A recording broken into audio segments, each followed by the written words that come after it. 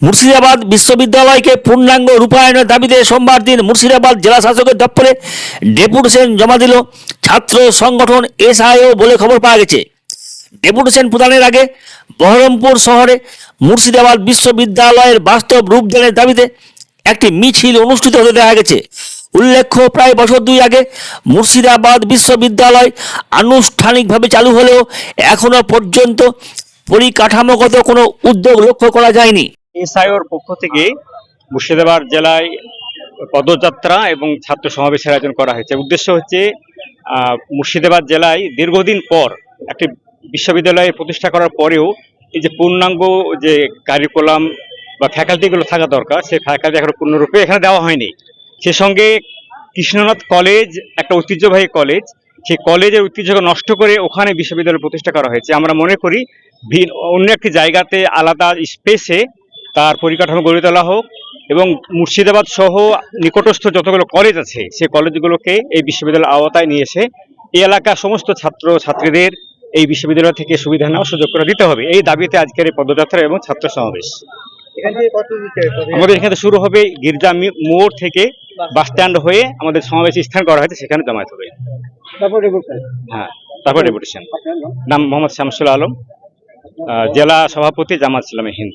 জি, আমরা অবগত আছি যে আমাদের মুর্শিদাবাদ জেলা এর আগে বাংলাদেশ ওড়িশার রাজধানী ছিল, কিন্তু আমাদের জেলাকে অন্যান্য জেলাতে দেখেছি আমরা খেয়াল করি কলকাতায় বেশ কয়েকটা ইউনিভার্সিটি রয়েছে, নদিয়াতে রয়েছে, দিনাজপুরে রয়েছে, বেশ কয়েকটা জেলাতে রয়েছে, কিন্তু আমাদের জেলার কোনো প্রকার ইউনিভার্সিটি ছিল না।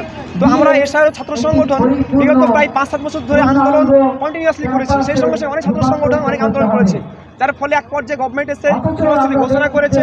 ঠিক আমরা দেখেছি বিগত কয়েক বছর ধরে ইউনিভার্সিটি নামমাত্রই চলছে।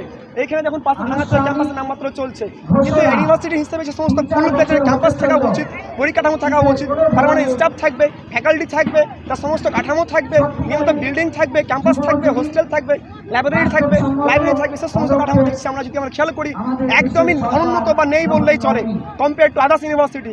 এই পর্যায়ে আমাদের দাবি যে আমাদের ইউনিভার্সিটিকে শুধুমাত্র নামমাত্র ঘোষণায় নয়, পূর্ণাঙ্গ বাস্তবায়ন করতে হবে। সেই সমস্ত ইউনিভার্সিটির যে সমস্ত প্লেসমেন্ট থেকে শুরু করে স্টুডেন্টের সমস্ত একদম পূর্ণাঙ্গ একটা সংসদ থাকবে এবং সেই সঙ্গে সঙ্গে ইউনিভার্সিটি যা কিছু থাকা প্রয়োজন সবকিছু থাকতে আমাদের দাবি রয়েছে। আমরা অবগত রয়েছি যে আমাদের ইউনিভার্সিটির জন্য একটা বড় এক জায়গা ঘোষণা রয়েছে, কিন্তু সেই জায়গাটা কোনো প্রকার এখন বিল্ডিং হয়নি, কোনো ক্যাম্পাস নেই, কোনো প্রকার খবর নেই।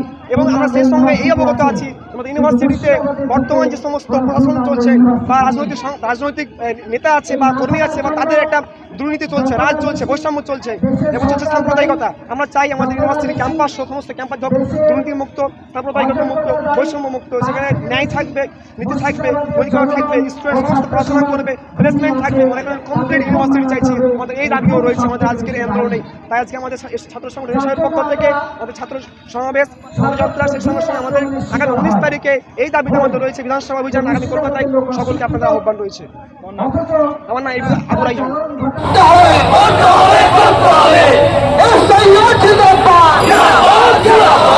আজকে পদযাত্রা ছাত্র আন্দোলনের দলে দলে যোগ দিন, ওবিসি নীতি পুনর্বহাল করতে হবে।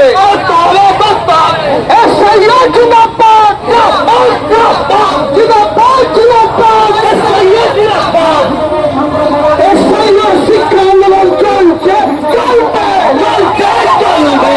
আমাদের আন্দোলন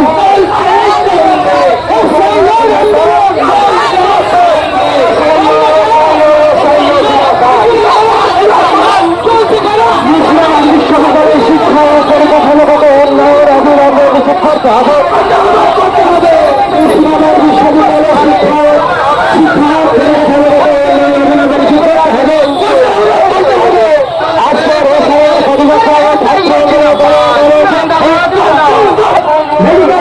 অন্যান্য চাকরি শূন্য পদে নিয়োগের